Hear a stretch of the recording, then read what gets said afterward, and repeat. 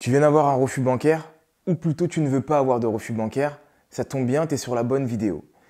Dans cette vidéo, je vais t'expliquer comment avoir un oui à la place d'un non. Je te dis à tout de suite.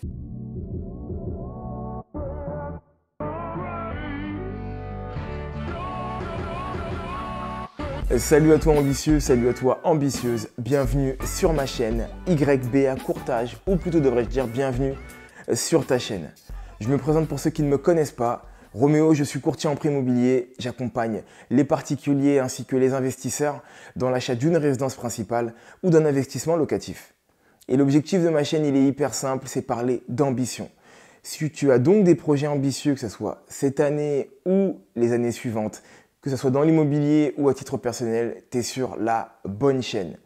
Et dans cette vidéo aujourd'hui, nous allons parler du prêt immobilier et surtout comment faire pour faire en sorte d'avoir un oui lorsqu'on a un non, puisque ça arrive de plus en plus, et surtout en cette année 2021. Donc, si c'est la première fois que tu viens à moi, je te laisse t'abonner quelques instants et puis on va démarrer tout de suite la vidéo.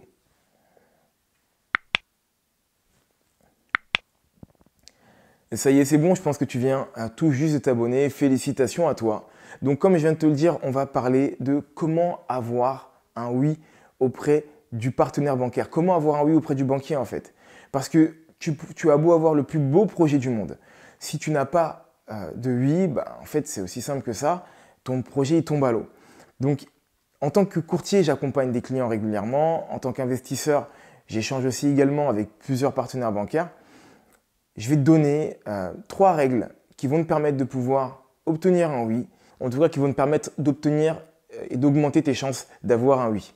Les premières choses qu'il faut savoir, c'est déjà pourquoi avoir un non et comment on va le recevoir ce non. Le premier point que j'ai envie de te donner par rapport à ça, c'est que le banquier n'est pas du tout obligé de te dire les raisons de son refus. Il faut que tu le saches, il peut te dire non sans de réelles raisons ou de réels motifs. Donc ça, il faut l'accepter, il faut déjà le rentrer dans l'équation. D'accord ?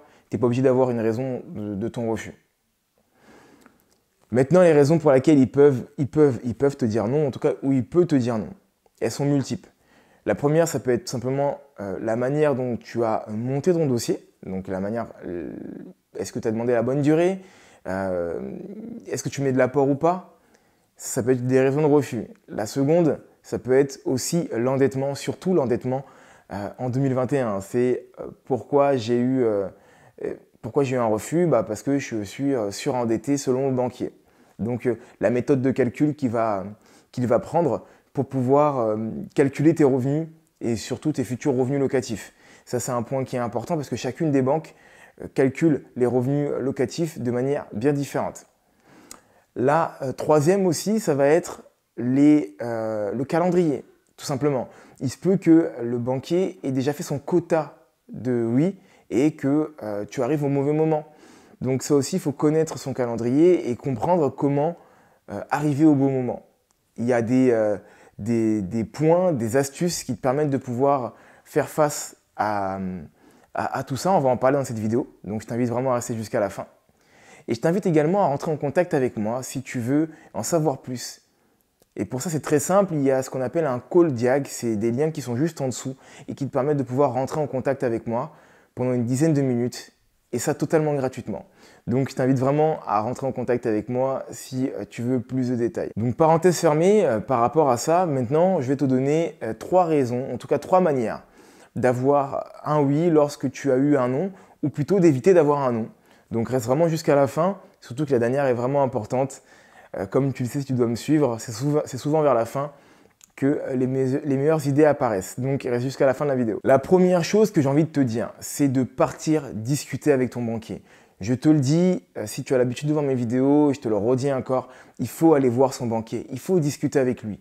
Il est important, avant même que tu ailles voir ton projet, que tu lui demandes dans quelles conditions tu peux obtenir tel ou tel type de projet. D'accord? Donc, savoir sur quel type de projet tu vas investir et ensuite aller voir ton banquier pour lui dire voilà, moi aujourd'hui, je souhaite investir sur de la colocation par exemple.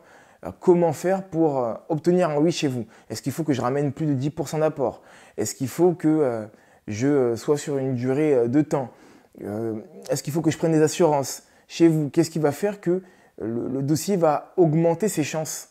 À l'inverse de si je venais avec un compromis et un projet déjà fait, en fait. Parce qu'il faut vraiment que tu comprennes que chaque banque fonctionne de manière différente.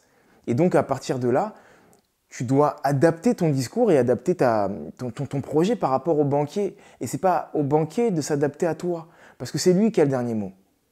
Donc, aller taper du poing sur la table auprès de son banquier, c'est contre-productif. Donc, en point numéro 1, la première chose à faire, c'est de discuter avec son banquier, de savoir quelles sont les options qui te sont proposées et comment tu vas faire pour obtenir un oui, tout simplement. En deuxième point, il se peut que tu sois déjà parti voir ton banquier au moment où tu regardes cette vidéo, qui t'a dit que ça allait être compliqué, ou peut-être qu'il t'a dit non, et tout simplement. Donc là, la chose à se poser comme question, c'est de savoir est-ce que c'est un non définitif ou pas. Il faut que tu comprennes qu'il y a plusieurs types de noms. Lorsque ton banquier reçoit ton projet, si au bout de 24 heures ou au bout de 2 heures ou 3 heures, il te dit bah, en fait le projet n'est pas possible, il faut que tu remontes et que tu repartes à la charge et que tu dises ok, il n'est pas possible, mais pourquoi? Et qu'est-ce qui peut faire en sorte que qu'il puisse être possible? Pourquoi je te dis ça? Parce que dans ce genre de cas-là, le dossier n'a pas encore été monté et envoyé auprès de l'analyste ou auprès de la caution. D'accord? La caution, j'en parle dans d'autres vidéos. Je te laisse regarder tout simplement ces vidéos-là qui en parlent. Les raisons qui vont pousser le banquier à ne pas déposer le dossier auprès de la caution, c'est qu'il se rend compte que le dossier n'est pas éligible dans les grandes règles de la banque. Par exemple, tu vas voir ton banquier, tu lui demandes un 110%. Le banquier sait déjà qu'il ne fait pas de 110%, donc il ne va pas envoyer le dossier auprès de la caution, il ne va pas perdre de temps à analyser le dossier. Donc il te dit, je suis désolé, mais je ne vais pas pouvoir t'accompagner sur le projet. Ok, je t'ai donné le dossier lundi matin, lundi après-midi, je reçois un message ou un mail où il t'appelle carrément. Donc la première question à se poser, c'est est-ce que vous l'avez déposé auprès de la garantie ou non? Tu vois. Et déjà, ça montre également l'intérêt que tu as auprès de ton projet et l'engouement et l'envie de vouloir aller jusqu'au bout. Donc pour cet effort-là, il se peut que également le banquier joue le jeu et il se dise ok, non, il a l'air vraiment, il a envie en fait de ce projet, je vais quand même au moins prendre soin de lui répondre.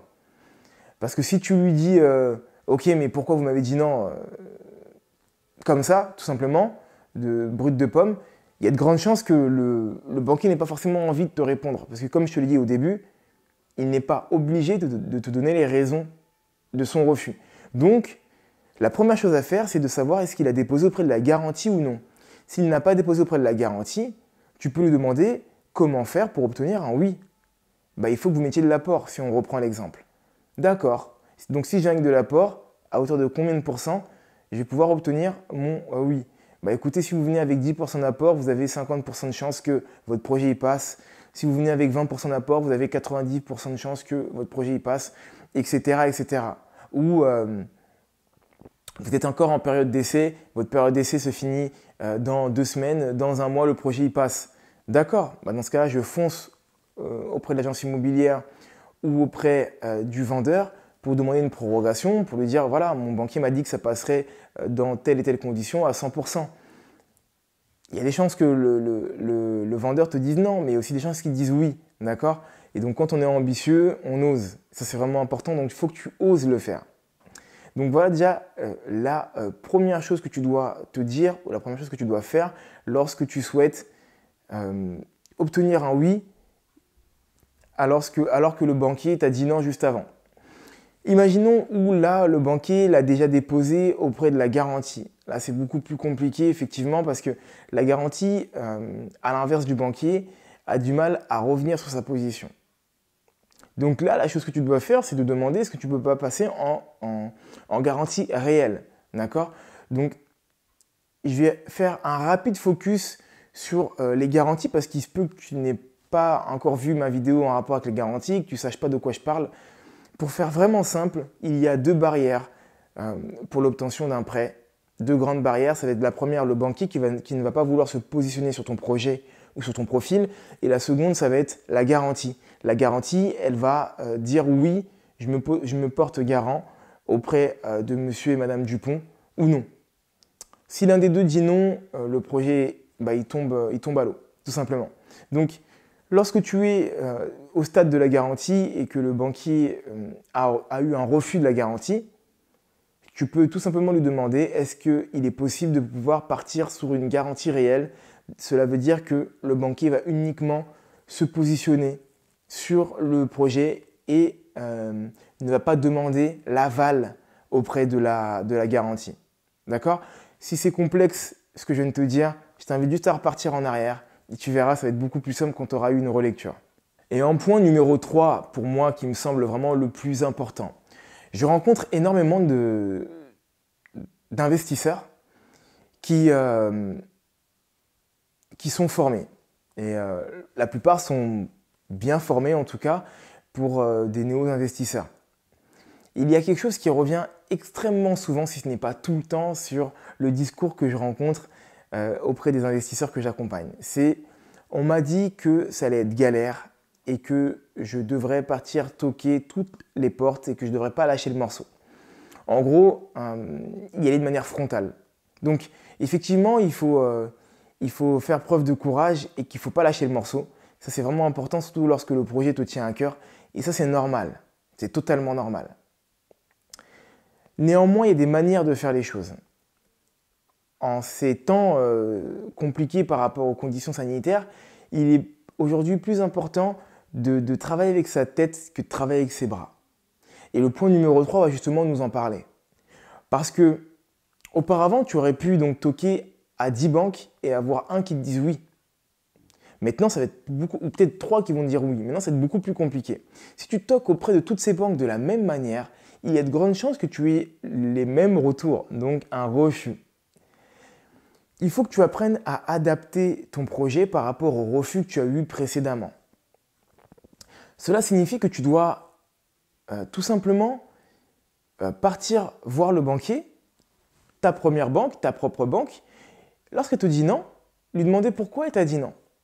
Et ne pas balancer ton dossier auprès de toutes les banques en même temps en te disant je vais avoir des retours beaucoup plus rapides. Oui, mais s'il y a une coquille dans ton dossier, donc s'il y a une erreur, la manière dont il est monté, toutes les banques vont te dire non de la même manière en fait. Donc prends soin d'aller voir ta première banque assez rapidement et de lui soumettre ton dossier. Un peu comme si c'était un test en fait. Elle te dit non, tu lui dis bah écoutez, j'aimerais vraiment bien que ce projet il aille jusqu'au bout. Ou peut-être tu lui dis ok, vous m'avez dit non aujourd'hui et je le conçois. Comment faire pour que la prochaine fois je puisse avoir un oui? Là, le banquier va te dire, bah, en fait, le dossier, il a pêché à tel et tel point. Parce que vous n'avez pas encore d'assez d'ancienneté dans votre métier. Parce que votre conjoint ou votre conjointe est en chômage partiel. Parce que vous n'avez pas mis assez d'apport. Et pour pouvoir faire en sorte que le projet y passe, il faudrait peut-être que votre conjoint reprenne une activité totale. Ou il faudrait que vous mettiez plus d'apport. Ou il faudrait que, je ne sais pas, que vous arrêtiez, que vous soldiez ce crédit que vous avez à côté. Bah, c'est parfait en fait. Là, c'est de l'or en barre qui t'offre. Parce que tu n'as plus qu'à aller voir une autre banque en modifiant ce qu'il t'a dit. Et ça, il te le fait totalement gratuitement en fait. Tu vois. Donc, aller voir plusieurs banques, oui, mais attendre le retour d'au moins une ou deux banques avant d'aller voir les autres. Et ne pas multiplier les demandes bancaires en même temps parce que c'est contre-productif, vraiment contre-productif. Et une fois de plus, je te le redis, tu peux aussi également rentrer en contact avec moi pour qu'on puisse établir un début de stratégie à travers le Call Diag. Voilà, c'est la fin de cette vidéo, j'espère qu'elle t'aura plu. Si c'est le cas, n'hésite pas à la partager à un grand nombre de personnes pour que tout le monde puisse en bénéficier un maximum. Mets-y un pouce, ça me fait plaisir, ça fait plaisir à YouTube et tout le monde est content. Entre-temps ambitieux, entre-temps ambitieuse, je te souhaite une excellente journée ou une excellente soirée. En vrai, peu importe à quel moment tu regardes cette vidéo. Tout ce que je peux te dire, c'est de continuer à croire en toi et à te former.